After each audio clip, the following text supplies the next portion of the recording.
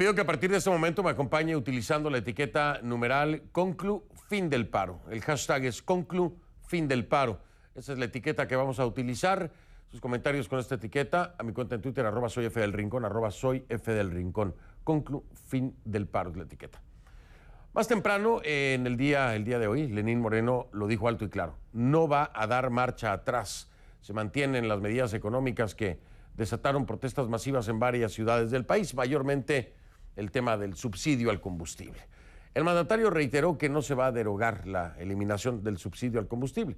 El dinero que se destinaba a esos subsidios, dice el presidente, se utilizará a partir de ahora para seguridad, salud y educación. Escúchelo usted. No voy a cambiar de opinión, que quede absolutamente claro. No voy a cambiar de opinión. Dialogar, sí, para encontrar paliativos, vuelvo a recalcar, incentivos para aquellos que puedan haber sido afectados por la medida. Me alegro mucho la respuesta inmensa, mayoritaria del pueblo ecuatoriano para apoyar una decisión valiente del gobierno nacional. Nos vamos inmediatamente hasta Quito con Ana María Cañizares, que bueno, continúa informándonos acerca de esto y me parece que aún continúa esta reunión. Todavía no ha terminado, pero ya me dirá seguramente Ana María. Además, este manifiesto público firmado por Ángel Gómez, que es el dirigente de los transportistas, dice que no se responsabilice y que no se responsabilizan por los hechos vandálicos suscitados.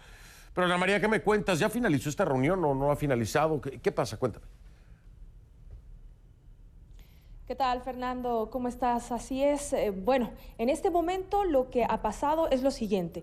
Hace pocos minutos la Fiscalía General del Estado anunció que se dictó ya prisión preventiva por el delito de suspensión de servicio público para Jorge Calderón, uno de los principales dirigentes de la transportación del Ecuador. Y después de este anuncio también, la Fiscalía General del Estado tomará ya medidas cautelares para él y sobre todo la reunión a la que tú te referías sigue en marcha. Son reuniones técnicas que oficialmente nos han comentado, reúnen a varias autoridades. No se definirá, al menos en las próximas horas, una tarifa específica, como lo han dicho las autoridades, de forma técnica del transporte interparroquial, intercantonal y también a libertad de cada uno de los gobiernos autónomos descentralizados, es decir, de los municipios que deberán definirlo de forma independiente si se unen o no a un incremento de tarifas. Eso queda en libertad de cada uno de ellos, considerando obviamente temas técnicos y no poder disparar el precio del transporte público, Fernando. Esto es lo que está ocurriendo en este momento, pero también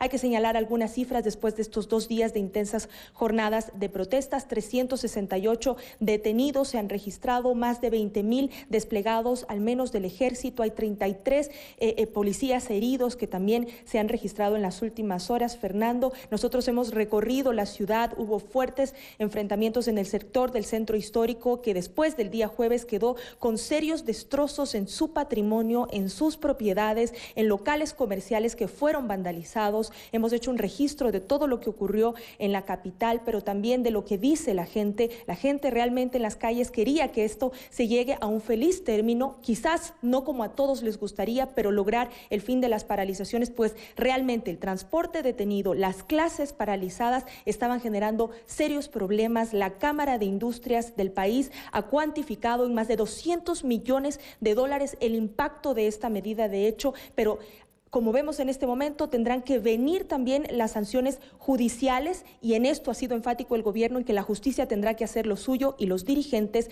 que han sido parte de toda esta medida de hecho, sostenerse a las consecuencias de lo que ha pasado en los últimos 2 días, Fernando. Así se sella este paro de la transportación. Los sectores de los gremios de los trabajadores no se han pronunciado todavía, son los que de alguna forma se han mantenido con más distancia de lo que han sido estas manifestaciones. Sin embargo, habrá que ver en las próximas horas también cuando el gobierno ha anunciado que enviará los proyectos económicos de reformas a la Asamblea Nacional, quien deberá dar trámite a otros otro tipo de reformas. El presidente también firmó el día de hoy un decreto para elevar el bono para las personas que reciben a $15. Será un impacto para 5 millones de personas que podrán recibir este aumento del bono que lo venían ya haciendo 1.300.000 familias, Fernando. Esto es lo que ha ocurrido en el día de hoy. Las protestas también han ido bajando de tono, ha habido varios focos de violencia. Sin embargo, el presidente Lenín Moreno, cuando ha dicho en las últimas horas que no va a retroceder la medida, sin embargo, hemos visto que los focos han ido bajando paulatinamente en diferentes puntos del país, sobre todo en Quito y Guayaquil. Ya veíamos cómo estaba la situación el día de ayer. De hecho, la ministra de Gobierno, María Paula Romo, dijo que la principal cantidad de detenidos estuvo en la ciudad de Guayaquil.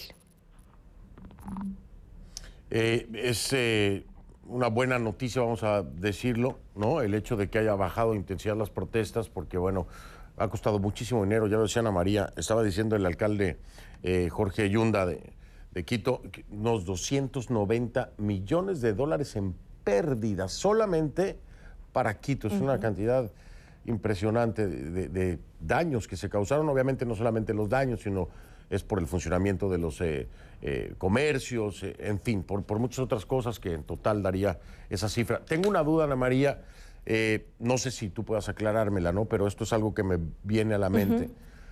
Después de la charla que tuve con el presidente Lenín Moreno en Nueva York, que no fue hace mucho, hablábamos de las reformas de las cuales estaba en espera el propio Fondo Monetario Internacional para poder tener acceso a cierta cantidad de dinero, endeudarse obviamente Ecuador por necesidad. Yo te quiero preguntar nada más, estas reformas, de las que ya nos estás diciendo tú que también se presentarán en otros ámbitos, ¿están de alguna u otra forma vinculadas a las que se está esperando por parte del Fondo Monetario Internacional? Correcto, Fernando, es lo que precisamente había dicho el presidente Lenín Moreno a CNN hace pocos días, y es que estas reformas, estos decretos están vinculados también a lo que el Fondo Monetario en su momento exigía, ¿no?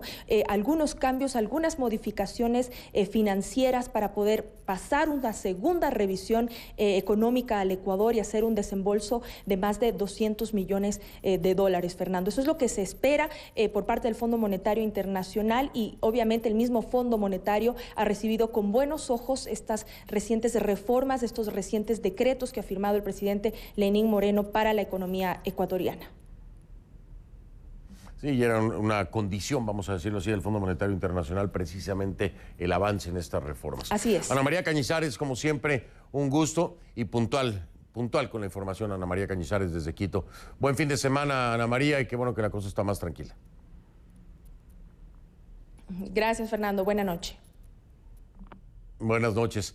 Y bueno, aunque la situación en Ecuador, como ya nos decía Ana María, parece pues estar en control, vamos a decirlo así, tras la decisión de los transportistas de poner fin al paro, la oposición política está pidiendo un adelanto electoral para sacar a Lenín Moreno del poder y volver a la calma. Así lo han dicho.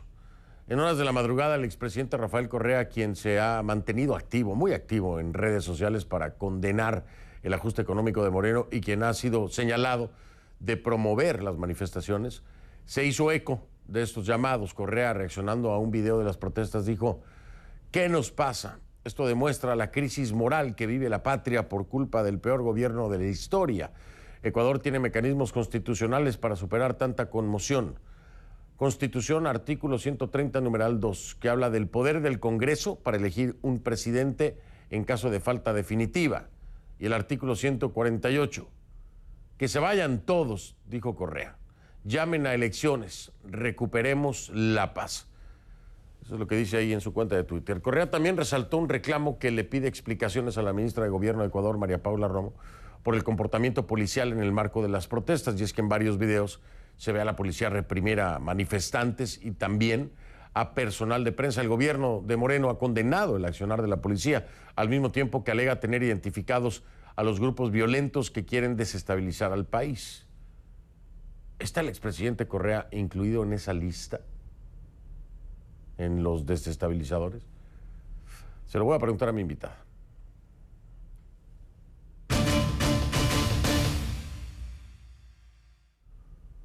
Ella es una de las protagonistas. Le doy la bienvenida a la ministra de Gobierno del Ecuador, María Paula Romo.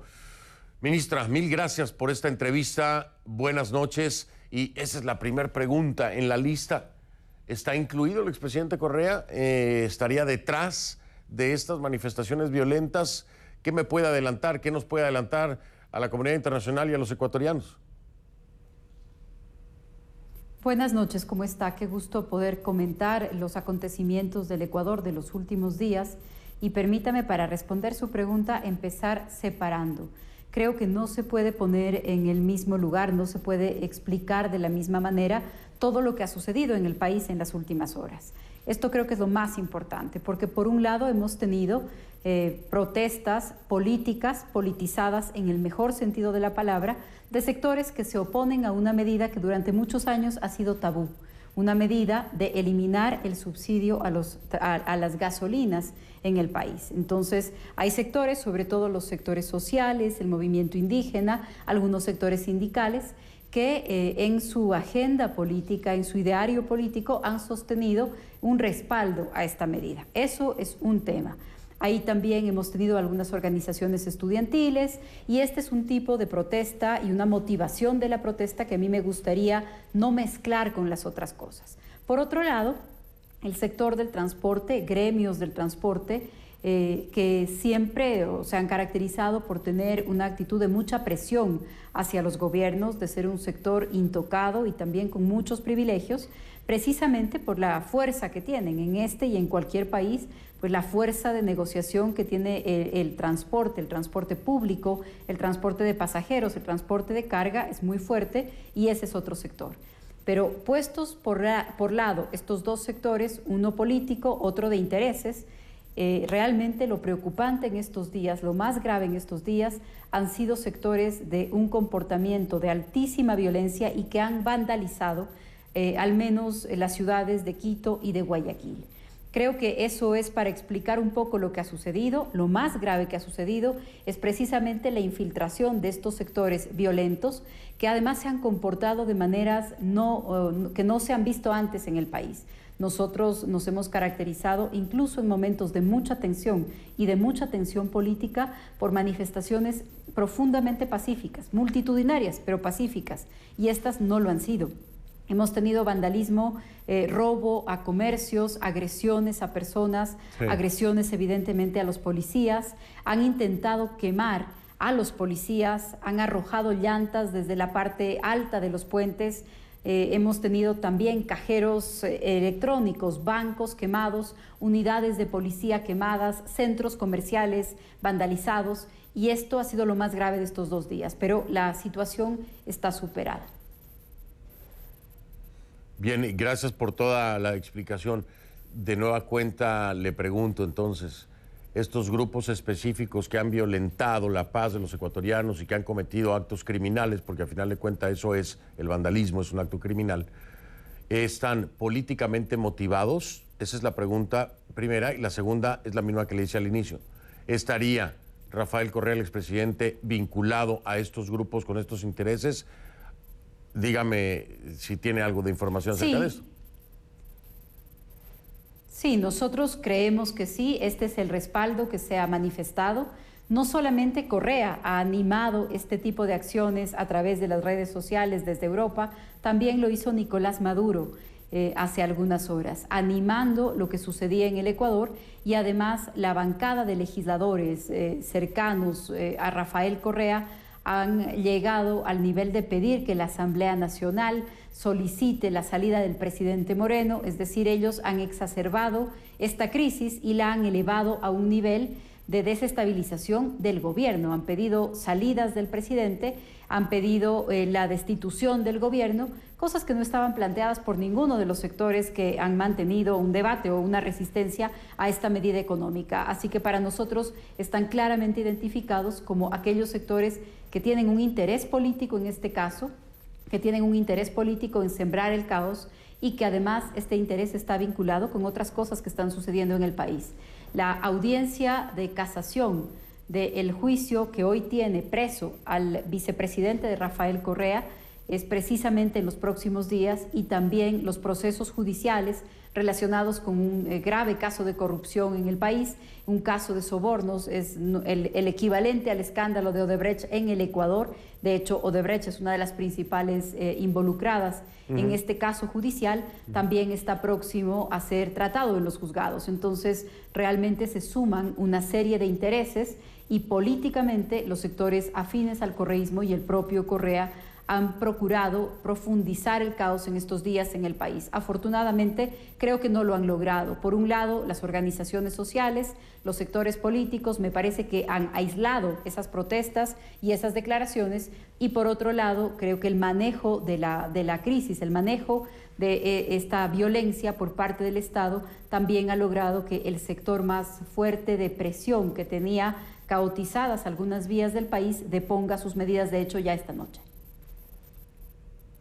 Es muy importante lo que está diciendo la ministra María Paula Romo, porque en efecto se hacían llamados por parte del expresidente Correa, incluso para sacar al presidente Moreno del poder, la injerencia del régimen de Nicolás Maduro,